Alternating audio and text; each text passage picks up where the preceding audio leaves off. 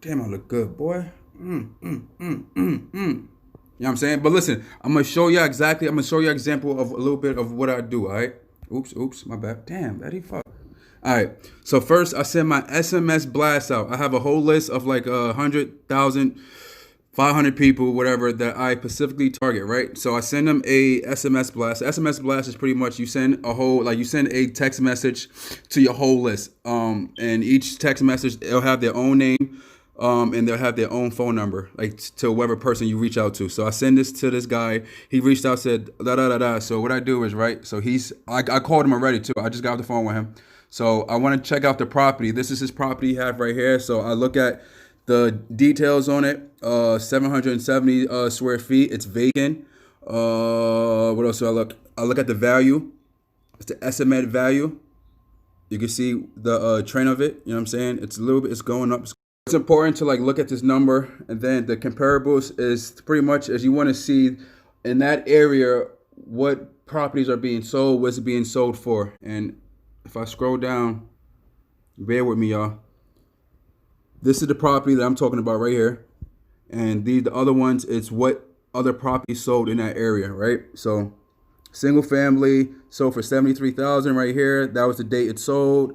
You want to match it up too. You got to match it up to make sure, because you don't want to compare it. If my house that I have right here is a two bedroom, that's a perfect example, 2 bedroom, 1 bath. Why the fuck would I look at a 4 bedroom, 4 bath? No, fuck you. I'm not looking at you. You know what I'm saying? You got to focus on what's actually relevant to what you're looking at, right? So you follow me, and let's just say, and right here, you want to do the distance. Let's go 2 miles out. 2 miles out will give me different results. You know what I'm saying? Y'all following me? And you want to go by the. So what's important also is you want to normally when you come to the screen, it goes back a year. I don't really care about a year. I want to know what happened this year, right? And if I really wanted to, I can go look at what property sold since March or something. You know what I'm saying? With the pandemic going around and all that, it probably won't be much. See? That's why you gotta like kind of branch it off, right? So y'all follow me, right? So then also, this is just one site I use, right? I can check Redfin. I already checked, went to Redfin. I already put the address in. So this is another site I can use for reference to see. Oops, my bad. I gotta go a little bit up. Hold on. Nearby homes sold May 20th. You know what I'm saying? I look at it, 3 bedrooms. See, the one I have is 2 bedrooms, 1 bath. So this one really won't be a good one. These are good, but if you look at the zip code, I'm not in that zip code. I'm in 17103 or 104. I forget which one I'm doing right now. But you know what I'm saying? So then what I do is, right? Another thing that's extremely important is that when you make the phone call, you want to talk to the guy and understand what are some pain points. Pain points is like what are reasons that he wants to sell. One, he said he's all the way in Brooklyn, that he don't want to like travel back and forth. 2, he's not renting it, so it's a vacant. It's vacant, so it's just sitting there costing him money. 3, he has health issues that he's dealing with, and that I guess he just needs some cash. So those are 3 pain points that I can use when I position myself to make an offer. Eddie, how do you gonna make an offer? What numbers do you use? I got you. Another thing that's important is you want to make sure you get updated photos of the property. You know what I'm saying? Because like I said, I do buy a house as is. You got to make sure you let them know that. I buy the house as is, so you don't have to worry about fixing up. A lot of people think you got to fix your house up to sell it. No, I buy the house as is. So I make sure I let them know that. Then I ask them questions like, hey, when's the last time you was at the property? When's the last time some major work was done to the property? Did you do any upgrades to the property? Shit like that. A lot of people like, oh yeah, check online. We don't fall for that sucker shit. Do I look like a sucker to you, fool? I ain't falling for that shit online. All right. So you gotta remember that. You know what I'm saying? You gotta be smart. You know what I mean? So think about that, right? Another thing that a lot of these homeowners like to say is the pictures is right there and just give me an offer, just give me an offer. So what I say is I disrespect them. I'll be like, you know what? I'll look at it and I'll see, all right, you got to give them a shitty offer. Of course, they're going to feel offended at first. Like, oh my God, you just offered me like $5,000 for my house and it's cost like $20,000. It cost like $50,000. Yes, I offend you to let you know, listen, I'm fucking serious about my shit. If you're serious about accepting a cash offer, you're going to get those pictures. You get what I'm saying? If they are not a serious seller, they're going to be like, you know what? Fuck you, fuck your offer and gone. That happens. You know how many people say, fuck you, Eddie Frazier? I don't care. Move on to the next one. You know what I'm saying? You got to weed out the people that are really motivated sellers. Because if you really want to sell your house and you really want the cash, you want to make sure you do everything to position yourself to get a good offer. Am I right? Come on, I know I look good too, people, but look. You can say, right, is look, I'm a serious buyer and I can't make an offer without actually seeing the property.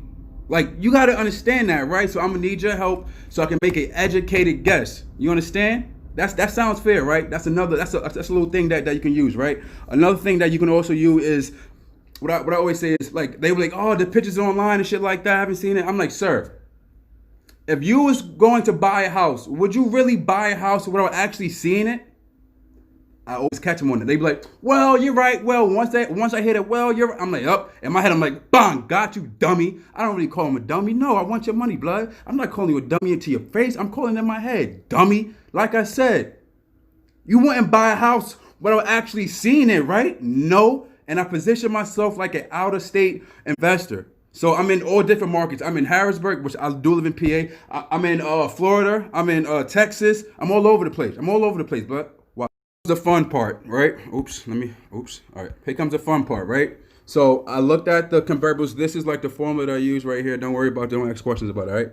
So I take the 3 comps that sold recently. It was 10,000, 14,000, 11,000. I take the highest one, which I actually didn't finish this, but one was 73, one was 51. And I got to go by the damage, right? So there is a formula. Like I said, I buy houses as is. And the reason why I let them know that, and I want to know the condition of the property, because in my offer, I include the repair cost, you know what I'm saying? So, and we go by square feet. So I times the square feet. So like this house is 770 square feet, right? So if it's going to require a lot of work to be done to bring it to 2020 standards, then it's $25 per square feet. So you do 25 times 770 square feet, and the number is, I'm talking to y'all like it's not right in my fucking face, bro.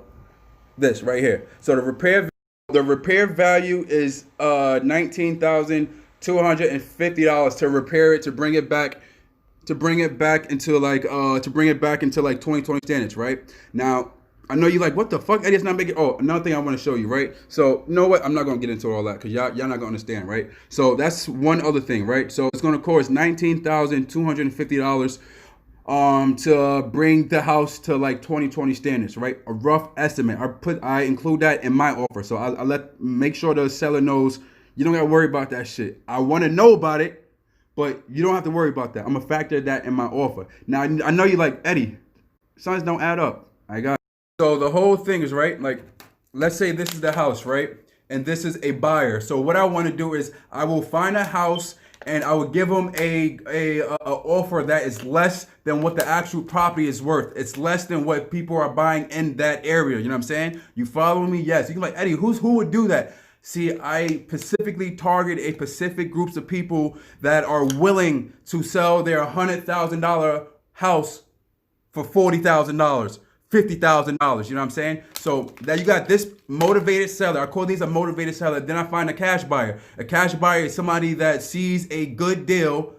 This $100,000 house for $30,000. The cash buyer's like, oh my God, I can fix that. I can flip it. I can either buy it for myself. I can do a fix and flip where you buy the property, you fix it up, and then you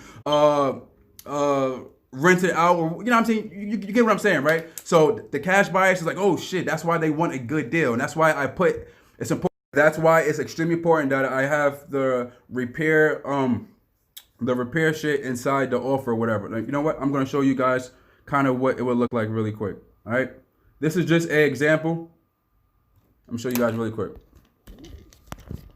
This is like, let me not do that like that.